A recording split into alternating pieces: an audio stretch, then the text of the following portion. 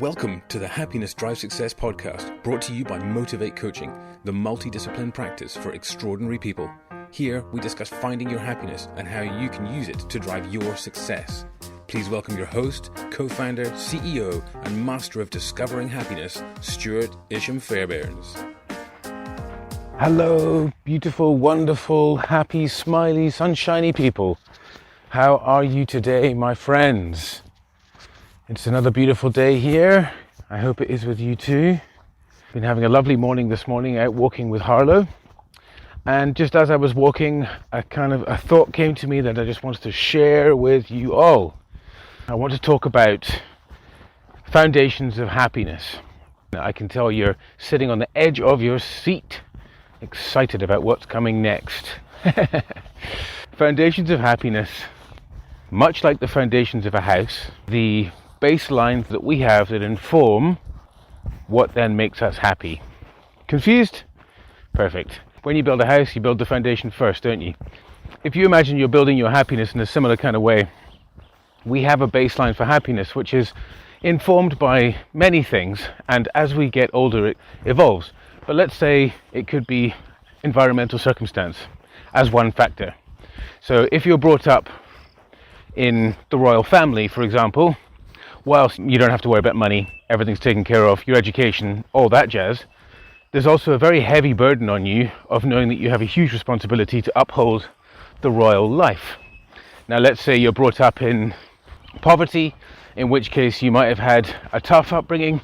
You could have had and been informed by an addicted parent, so they could have had some substance abuse that would have affected their ability to parent. Or you could have been brought up in a middle class family where you had everything you could really ask for. You had siblings and everything was wonderful. Or you could be a millionaire's child and you had a Ferrari at the age of 16. Whichever way around it is, ultimately our environment through our upbringing does largely inform a lot of the psychology, the emotional and the physical establishment of our baselines of happiness, our life experience. So almost our barometer, if you will. On one end is unhappiness, on the other end is happiness. And that scale is something we slide up and down, isn't it? We're not happy all the time, and sometimes we slide down towards unhappiness. Life has sad things that happen, and it's important that we feel them and go through them. These constructs that we build, and we do build them, although we don't realize we are doing it, we put it all together, much like our values and beliefs, which is a very important part of this foundation as well. What's expected behavior, it's, we all know that we need to work and make money and pay bills and so forth. We have these standard kind of, what we would call standard, but then our variation of standard is determined by our experience. So a standardization for someone who had a Ferrari at 16 versus someone who lives in informal settlement is going to have a very different barometer for financial reality and but even life expectation. And let's face it, a lot of our world is run by finances, and the more you have of it, the perceived experience is better. In my experience from knowing a lot of people who within that world, it's not necessarily the case. Working on our own psychology, and as Sean Stevenson would say, is finding your purpose and your why and being very clear on it, and going into the unstoppable formula, which I'm busy sharing with you all currently on the Facebook page. Again, it's called Join Your Happy Place on Facebook. So our baselines for happiness, our foundations, let's say we establish that. Now, as I previously mentioned, it's not a static thing. It does increase and it decreases. Sometimes we're very happy, sometimes we're very sad. So it fluctuates, and that is part and parcel of being a human being. It's the human condition. That fluctuation is always going to be there. That's fine, and that's absolutely fine. What is within your control is two things. Firstly, where that baseline sits, and secondly, how large or small that fluctuation can be. There's a thermometer, for example, and you've got temperatures, and let's say you've got 58, 68 and 78, and if 68 is your middle mean temperature, it's like your usual place that you are. So in the world of finances, let's say that's you've got $1,000 in your bank account at any one time, and you go up from that and you You get paid, let's say, for example. Sometimes you go below it, but the number that you kind of fluctuate around is always that 1,000. That's your spot. Now, that spot, that median, is different for everybody.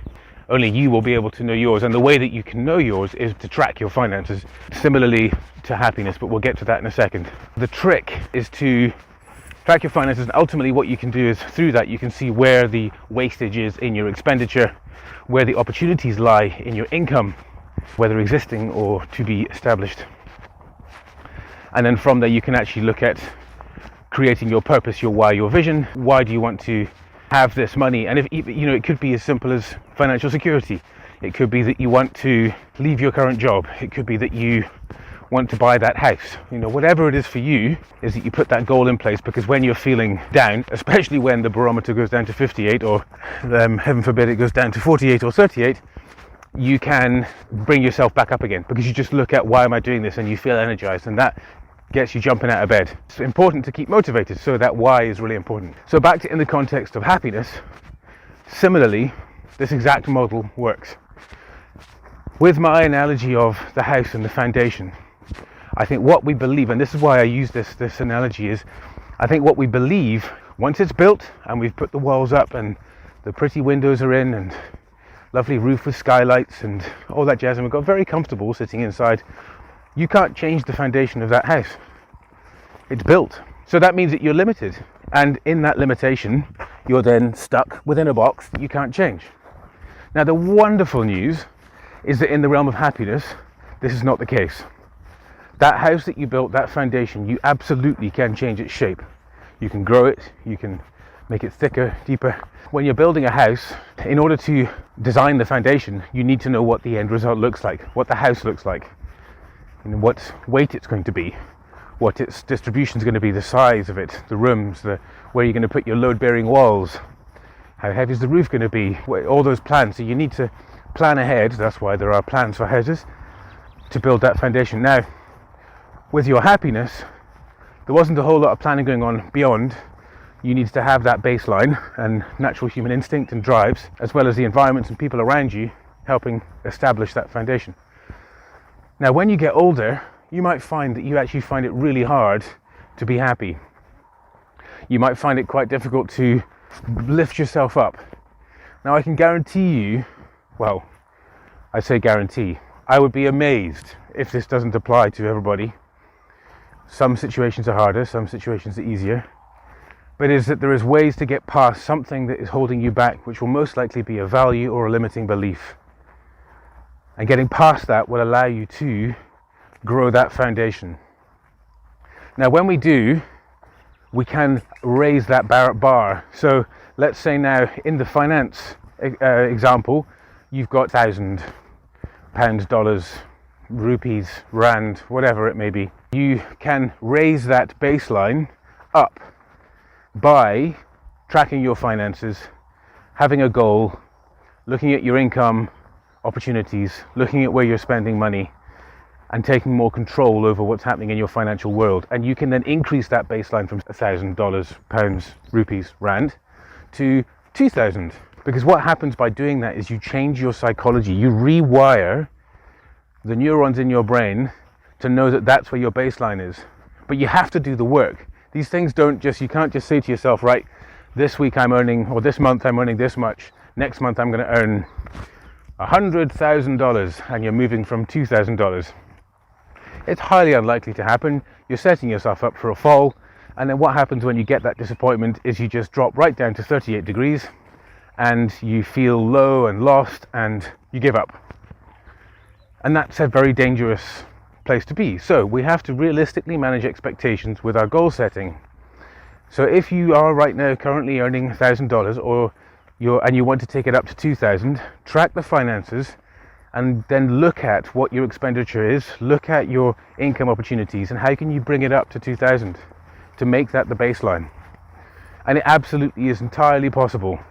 And right now you might be thinking, I don't know, I've tried everything. I guarantee you have not tried everything, because no matter where you live in the world, with access to the world and communication today, there is always a way.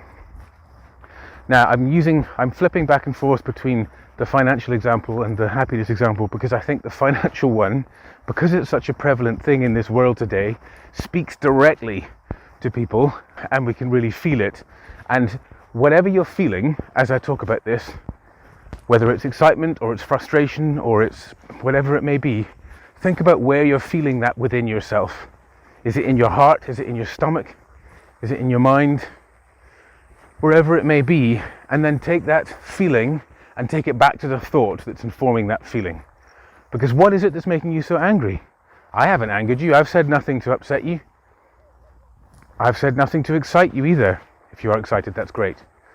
But equally, it's just have a look at what are the thoughts associated, because there is a limiting belief in there. There's something that's been established within you, be it new, be it over time, most likely gradually over time, that is limiting you and stopping you from believing that you could have $2,000 as your baseline instead of $1,000. How do we increase the happiness baseline? There's the question. Well, certainly the financial one will help, wouldn't it? But having more money does not necessarily mean success. It's a plaster on a broken leg. That ain't going to work. Temporarily it might soothe it, but it's not going to fix it for a long time. So same with money.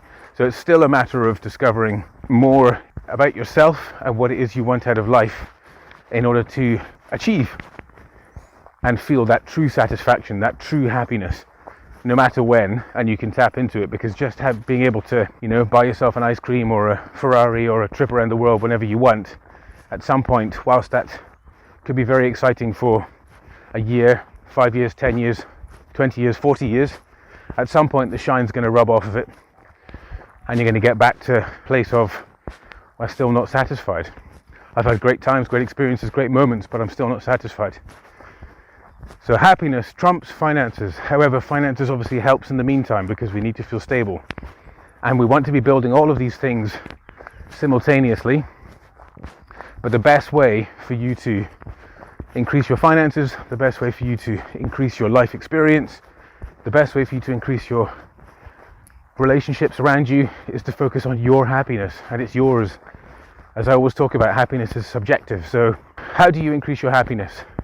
Well, the Unstoppable Formula is a pretty cool place to start, and I think finding your purpose in life, your why, and a really good way to do that is just think about if you were living under a bridge, if you'd lost absolutely everything in your life, what would you still do? What contribution would you still make to the world, to people? Your initial thought might be, well, I wouldn't make any because I'd be protecting myself or trying to find a job or something like that, but they're all tangible external things. What internal drive would you still feel pushing you forwards? What need would you need to fulfill? Because we all have it. Strip everything away. If you were to imagine you lost everything, what one thing would you still be driven to do in your heart, in your stomach, in your soul? What would still be pushing you forwards? So that's very interesting. With all of these things, we can increase that baseline. Now, questions like the practicalities behind how do I increase that baseline when it comes to happiness, it is a matter of doing what I've talked about in my podcast, such as daily practices. So I've had this amazing client, a beautiful, lovely man who just got a heart of gold. He's just full of sunshine, and he's the kind of person that when you meet is just so happy, big smile, everyone wants to be around him. He's a really great guy. Yet he's in my office discussing his life. What has become very apparent is that this persona that is seen by everyone around him is often put on. And it's very interesting dynamic and interesting psychology, because I think most of us do this. We put on a mask, if you will. We put on a facade to society of what we believe is the right way to behave, what people expect from us, and what we expect from ourselves. And again, this goes back to this, our own manuals. And what was happening here was that he'd been brought up, every morning he'd wake up and he'd feel excited. He loved life. He was a funny guy. People loved that about him. But as he got older, he got more and more disheartened. And it felt like, hold on a minute, I'm just getting older here. Life is ticking away. And I'm feeling less of what I used to feel. I used to feel so excited and so happy all the time. what's happening here, and we, chatting with him at great lengths, is that baseline needs to evolve and change that he had created. But through his experience in life and through his day-to-day work, relationships, hardships, I mean, let's face it, life's hard. We all know this. There's big expectations from all of us. But it is seriously our choice as to what we focus on. So we sat down together and chatting, and this was after a number of sessions. What would you like to discuss today? What would you like to explore? Points up at the wall where I've got written Motivate Coaching strapline, your happiness drives your success. And he's pointing directly at the happiness word. He's like, I want happiness. And a big smile on his face, and laughs and looks at me and is like, okay. And we both have a good chuckle. What we were laughing at is that we both understand that happiness is not a switch that you just flick on. And he, of all people, totally got that, because throughout his life had been such a happy person. And yet, he found himself knowing that his normal baseline is 68 degrees. Again, we're on the barometer here. But for some reason, he seems to be consistently living at 48 and just can't seem to get there. And what that's done is it started this entire psychology of thinking, well, actually, was I never at 68? Was I always at 48? And was I have been lying to myself? In fact, is the world full of shadows that are just not real, and not being able to focus on being happy? And it's very interesting psychology. And what we ended up discussing and getting through was that if we don't look after ourselves, if we don't spend the time doing the small actions and practices on a daily basis that give us happiness, that fill us up, and there are proven practices that are universal. It's not that you try meditation and at the end of the meditation you get a taste of what it's like being a person who practices meditation every day for a year. You're going to feel calmer, you're going to feel more centered if you commit yourself to it, but you're not going to feel enlightened. The reality behind the human condition is that we need to be able to practice these things on a daily basis and consistently, and using these daily practices as tools to help you gain greater clarity, more peace and calm in your life, more perspective on yourself and how you behave and what you do, what your habits are. Through journaling, through any of these explorations, you're going to have more clarity to be able to ask yourself about what your why is, what your purpose is. And if you make it a mission to really try and focus on that and work out what that is, and you give yourself the time, the space, and have the patience, the kindness and the compassion towards yourself to go through that process, you are going to change your baseline for happiness. You are going to increase it. You're going to find yourself going from the representative $1,000 to $2,000, from feeling happy 5 days out of the month to feeling happy every day for majority of the day. It's entirely possible. And remember, the definition of happiness from Sean Aker is the joy that we feel in pursuit of our purpose. The definition from me is the appreciation of who we are in the world as it is right now. If you can spend time, commit to doing some daily practices. Commit to yourself. You want a happier life. You surround yourself with empowering environments and people. Everything else that you desire, all of these external features that you want, finances, freedom, all of these things that you're looking for, they will come. They will come. But it takes you being a bit stringent with yourself, being a bit strict with yourself, and making it happen. Okay, ladies and gentlemen, I want you to have a good think about that and have a fantastic top banana day.